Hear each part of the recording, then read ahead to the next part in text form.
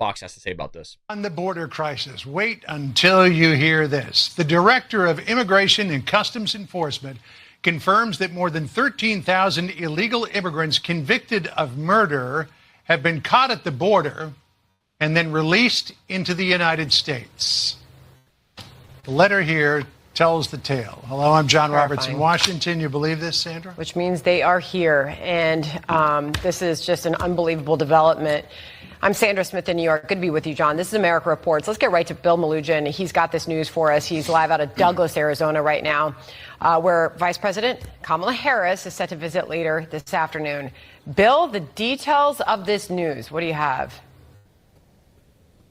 Yeah, and Sandra, bear with me. We just got these numbers moments ago, but it's a jaw dropper to say the least. So to set the stage here, let me just explain what these numbers mean. ICE has something called a non-detained docket. Essentially what that is it means migrants who were encountered by DHS but are no longer in federal custody. So who's on this non-detained docket?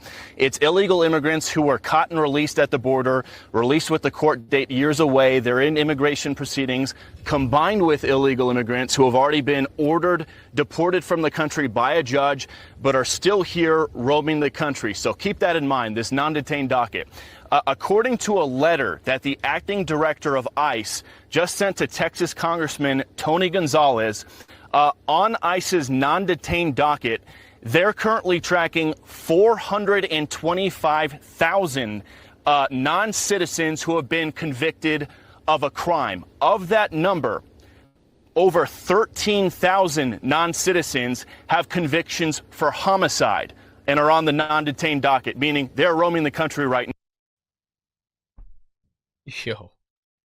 Yo, that's some crazy-ish, dude. That is some seriously crazy-ish. Now, on top of that, there are another 15,811 non-citizens convicted of sexual assault who are roaming the country right now on ICE's non-detained docket. It doesn't stop there. Those are convictions.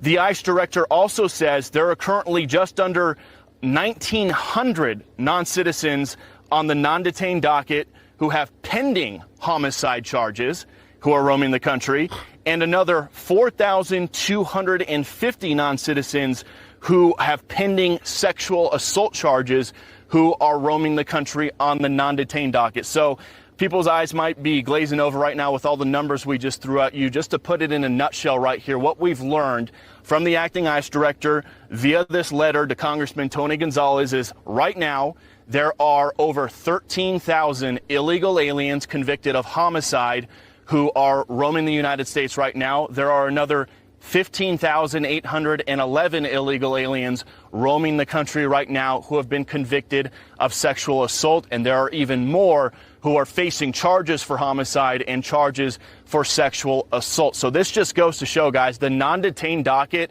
has exploded under the Biden administration to over, I believe it's 7.3 million. They're anticipating it could hit 8 million by the end of the year. But looking at the numbers on this letter right here, there are currently over 600,000 non-citizens on ICE's non-detained docket who are either convicted, or 600,000 non-citizens. You know, I don't blame him for getting the number wrong slightly. I mean, when you're talking about insane numbers like this, I mean, it's even hard in real time to wrap your head around it, because I'm sure he's like, holy shit, this is nuts, while he's talking. On this non-detained docket who are roaming the country right now. Of that, 425,000 have already been convicted of crimes.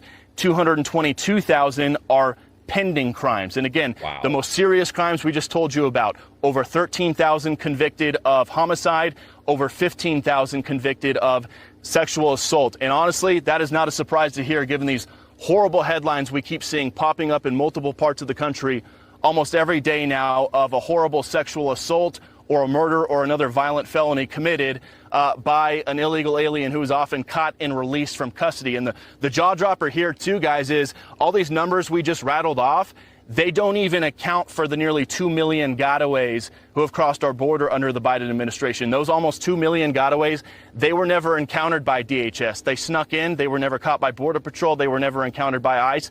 There's no record of them, so they have nothing to do with the numbers I just rattled off to you. These are just the numbers of people that ICE has already encountered, that Border Patrol has encountered, that DHS knows who they are. And we just saw those horrible stories in Nantucket the other day. ICE ran a week-long operation in Nantucket, and in a single operation in a 48-hour span, they arrested 2 Salvadoran illegal aliens who came into the country as gotaways and were arrested for child rape on Nantucket. They got a Brazilian guy who was arrested for sexually assaulting a Nantucket resident, and then a Guatemalan guy who was previously deported who was arrested for sexually assaulting a Nantucket resident. So we keep seeing all these headlines about migrant crime popping up in different cities all over the country. This right here is the first time we have ever seen specific numbers as to who and what ICE is tracking when it comes to convicted criminals who have crossed the border at some point and are either supposed to be deported or are going through their immigration proceedings,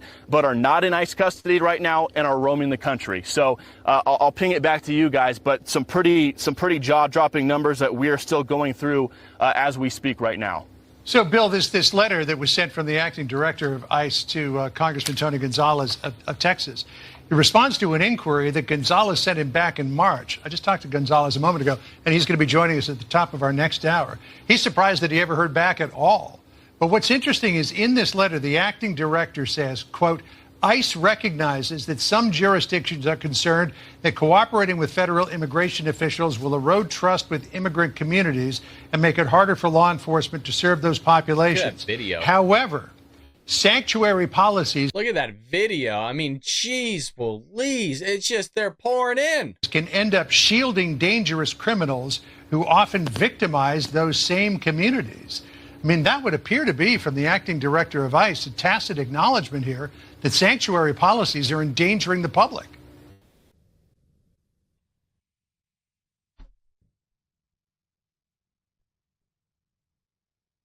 Not bad enough, folks. You got to understand that. To the Democrat Party, it's not bad enough.